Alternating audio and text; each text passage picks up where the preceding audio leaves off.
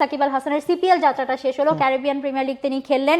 CPL মানে নানা রকম গেছে, কোনো ম্যাচে হয়তো ভালো করেছেন ব্যাট হাতে, কোনো ম্যাচে বল হাতে উইকেট পাননি, আবার ভালো করেছেন খারাপ করেছেন। শেষ ম্যাচটাতে উইকেট পাননি বল হাতে, কিন্তু ব্যাট হাতে দারুণ মানে জ্বলেছেন। 250-র উপর স্ট্রাইক রেট, 288 মেবি স্ট্রাইক রেটে 9 বলে 26 রান, দারুণ ইনিংস। তবে আনফর্চুনেটলি তার দল কিন্তু অ্যান্টিগা অ্যান্ড বারবুডা ফ্যালকনস বাদ পড়ে গেছে সিপিএল এর দৌড় থেকে ফাইনালি।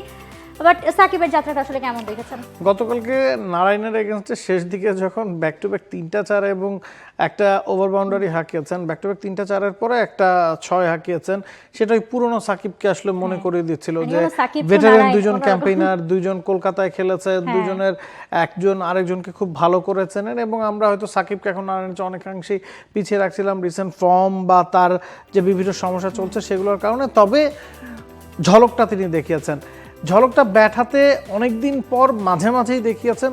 180 রান করেছেন 10 ইনিংসে, 20 তার গড়, স্ট্রাইক রেটটা 140 ছুঁই।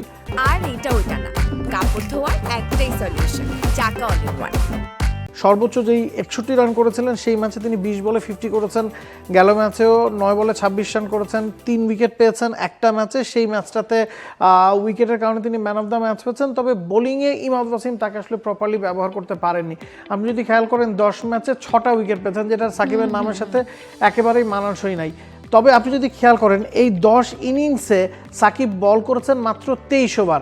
মানে আপনি 4টা ম্যাচে বা 6টা ম্যাচে 424 ওভার বল করার কথা, তিনি তার কোটার 4 ওভার পূর্ণ করেননি বললেই চলে। 23 ওভারে আসলে তিনি 6টা উইকেট পেয়েছেন। ইকোনমি যে খারাপ ছিল তা না, 8.15 সর্বোচ্চ বা সেরা বোলিং ফিগার ছিল, 3 উইকেট 11 রান। তো বোলিংয়ে তাকে আন্ডার ইউটিলাইজড করেছেন ইমাদ ওয়াসিম, কোনো ডাউট নাই।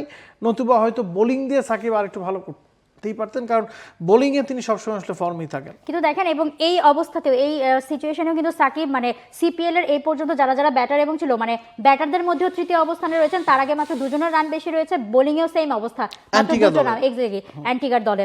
সো মানে সাকিব অলরাউন্ডার হিসেবে কিন্তু বেশ মানে যতটুকু সুযোগ পেয়েছেন ভালোভাবে কাজে লাগিয়েছেন বলা যায়।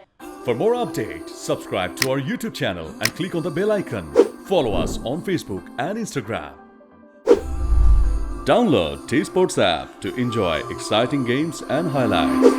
Visit tsports.com.